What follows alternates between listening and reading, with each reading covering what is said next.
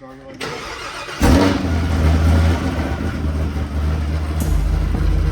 Tyson, a thrill seeker with a passion for power.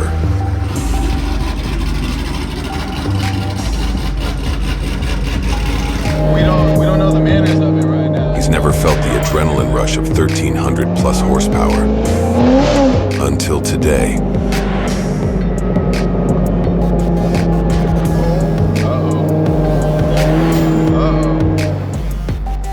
A Fereday Signature Edition C7 Z06 Corvette built by late model racecraft.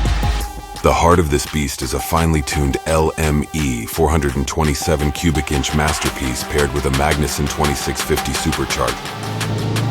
As Tyson plays hot potato with the accelerator, he's about to experience a blast of power that resonates through every fiber of his being.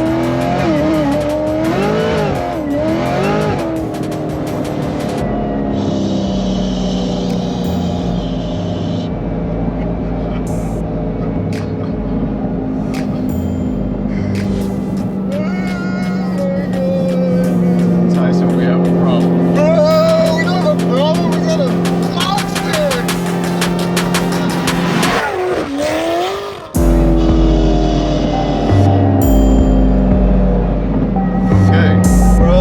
Late model racecraft doesn't just build cars, they create experiences that defy expectations. Okay. That's not even funny. At that moment, he knew he f***ed up. Alright, welcome back to the channel, guys. Hope you're having a wonderful day as always. I walked by the office here, Jason's badass desk he has that I got him, my media guy. Nothing but the best for my guys. But anyways, he was editing Tyson's Mr. Vandergrift's C7 Z06 video, and I kind of wanted to just briefly talk with y'all about it and kind of summarize what happened during this build and kind of the ins and outs of the car as well as the customer. So Tyson is from Oklahoma. He called us, it's probably been a year now, I'll just say. Car was at another shop. He is a performance guy. He just never had a car of kind of caliber that he wanted. So the car was at another shop being built. I guess they tried a couple times. Long story short, had issues with it. Car wasn't running. Car was broke. Something was wrong with it. And we do not like to take in cars from other shops, especially when they're torn apart in pieces, or in his case, he had bought a whole bunch of new parts and put them all together and was having another shop build what he had and then try to go even more. We do this every day for a living. We know what parts work, what don't work, so we try to install the parts that we know work tried and true, so there's no something down the road we have reliability issues. But Tyson's case, customer, very cool dude over the phone when I first spoke with him, and I could hear it in his voice. Again, I've been doing this long enough. I can tell when people are, they're just done with their car. Like, they spent so much money on these cars, and this is a hobby for most people, and it kills me to think that someone that can afford it to go play with the car, but they're just so tired of it, they don't even want to do it anymore, just go to get a different hobby. So I could tell that that's where he was at, and I was like, you know what, Tyson, bring me the car. We'll make it work one way or another, and we'll get you a car that you want. So he first brought it to us, still had the stock engine in it, and the goal was just to quickly fix whatever was wrong with it, let him take it while we build a big LME engine for it, and he could bring it back for big horsepower. Long story short, sat here, we had to redo a whole bunch of wiring on the car, fixed a whole bunch of stuff to get it to run. We go to start it on the rack, the stock engine was locked up from the get-go. So fast forward, we had to wait 3 months or so until the LME motor finally got built. It's a badass bullet from LME. This thing's a 427 cubic inch motor, good camshaft, very nice cylinder heads, very efficient motor. Magnuson 2650, which we put on it, had a stock blower originally, but we put a 2650 on it, port injection, transmission, whole 9 yards, guys. Everything you can throw at these cars. Tyson had already bought most of the parts already. Some were right, some were wrong, but for the most part, he had a lot of the key components there. And when we first got this thing running, on only like 17 pounds of boost, it made over 1,100 rear wheel horsepower, which just shows you how efficient that engine is. Obviously, engine's a big air pump. The more air you can put in, the more air you can come out, the more horsepower it makes. Well, the more efficient it is, the less boost it needs to make the horsepower. So for it to make over 1,100 on 17 pounds of boost, super impressive compared to, let's say, a stock LT4 motor with 17 pounds of boost. Can be roughly 950, maybe 1,000 rear wheel horsepower, depending on the heads and intake and blah blah blah. So we didn't stop there. Tyson was like, man, let's go ahead and turn the boost up and get it over 1,200. So we turned the boost up a little bit more. It made I don't even know, over 1,200 rear wheel horsepower, more than enough for now. And he even was talking about putting nitrous and stuff on it. And right before, this was a couple weeks ago, we had, I don't even remember what tires was on it. It didn't have a good 15-inch wheel conversion on it. It either had a 20-inch Toyo on it that were really worn out, that were old, or it had an 18 with an ET Street on it, but that was completely bald. And I actually went out and test drove this car, and the amount of horsepower and torque this thing makes, I was white knuckling it from 50 to, I'll say 150 at the track late at night one time. And it was hard for me to drive it, let alone what you're about to see in this footage when Mr. Tyson shows up to drive his car for the first time, because he has never experienced the type of performance and horsepower vehicle that we built him ever. So his reaction, guys, some people think it's funny, but it's a true reaction to someone that, if you've never experienced what a 1,200 rear wheel horsepower car feels like with the torque that his car makes, again, myself, I told my guys the next day, because I drove it home one night, made a pull, and came back into work. I told my guys I was scared to stay in it. I'm not gonna lie, because I had traction control on, and it was all over the place because traction control was trying to pull timing, bring it back in, pull timing, bring it back in, and it was sketchy enough for me. So I can only imagine your average guy out there that's used to a 600, 700 horsepower car to just hop in it and just feel it like you're about to see him do. So again, overall, he wanted the performance, he wanted the looks, so we did under the hood. We made it look as nice as we could with the full Fereday conversion when it comes to the valve covers, as well as the Magnuson looking pretty underneath the hood. The relocation of the coil packs and everything else on this car is absolutely beautiful. So Mr. Tyson picked it up, and I just want to share this video with you guys, kind of give you a little summary. Again, Tyson's a very cool customer, and you're about to see a little bit of him seeing it for the first time and test driving for the first time. I was actually out of town, so I didn't get the luxury of being here to deliver the car to him like I normally do most of my customers. So Tyson, I apologize for that, but next time you come back in town, we just spoke the other day, he already wants more stuff, and so you'll see more of this car in the future on our channel, I promise. But check this out, guys, you're gonna love it. This is long, man. Steve, nice to meet you. What we're going? LME has the motor. Oh, They're building a motor. This is the one that shot pinched something in the drivetrain. We're pretty sure it That's right. Damn fuses, which I have all That's those right. pieces, and they found the relays. They jumped in. And made it 600 feet. So let's fix that first. Yeah. And then we'll. And then we're gonna go full Crazy. kill. Word. Which I need to get with your parts guy before I leave, so we can get everything, like the headers ordered and all that stuff. We can go over a full list of what I brought. Cool. So that way we're on the same page. Badass. Yeah, it's got the fully rebuilt drivetrain in it. Does this have the King thing? The 10 King transmission, all billet, everything's billet, input, output shafts are billet now. Redid the clutch packs after like 4,000 miles. What about the rear end? Wave track, brand new Good. from RPM. It's got 1,400 horse deep drive shaft shop axles and a solid aluminum drive shaft. Good. From drive shaft shop. Good. I'm just telling you, I got a drivetrain that's for 1,400. I'm with you. And you know, I mean, like, I don't really want to put it on a glide. Yeah. I don't really If you're want to do driving that. the car a I lot. love to drive the car. I like to take. I got the Char AAA's for rally setup, Yep. and I've got the ET Streets for work. Dude, this thing, like this car, is It's gonna be sick. This gonna is be a a- stock engine. So imagine yours with a gonna be built motor. sick. Dude, Is we'll Is this spin a to the moon. 1200 package that will Yeah, be built? yeah, his will be stupid because it has a built motor. This is a Yeah. stock engine in this Yeah. one. Yeah. So This thing's yes, still sick. This one makes whatever over we need to 1,000 do. horsepower.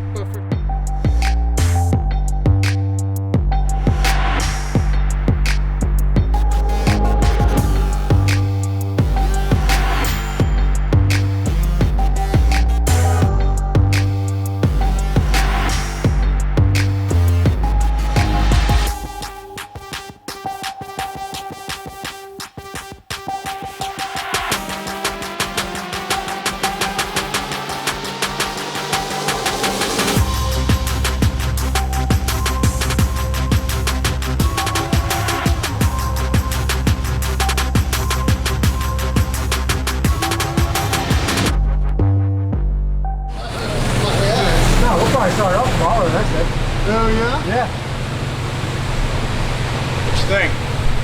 Looks it's amazing. Long way from where it was. Yeah. Considering we pushed it in here.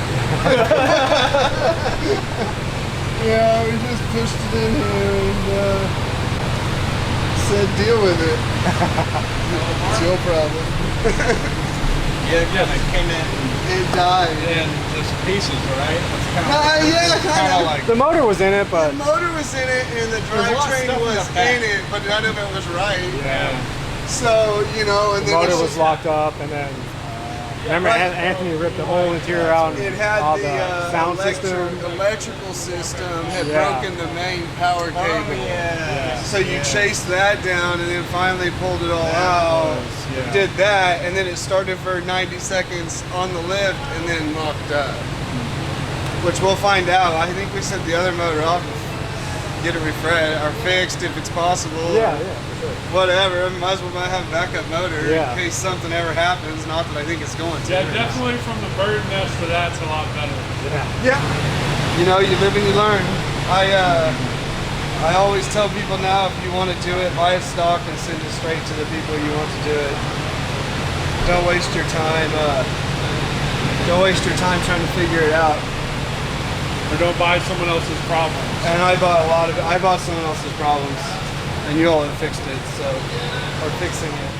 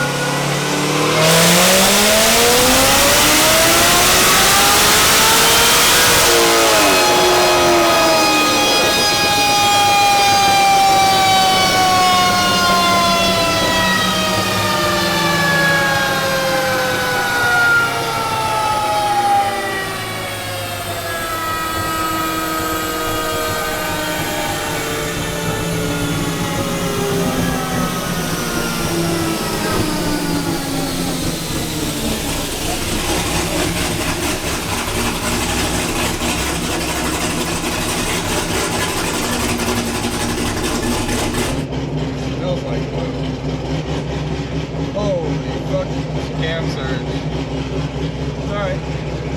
Badass. I mean, I said I didn't care about the cam surge. Back on the road. I hear that shit audibly, bro. Damn. Damn. Woo. Bro, what? That's that putting it around, bro.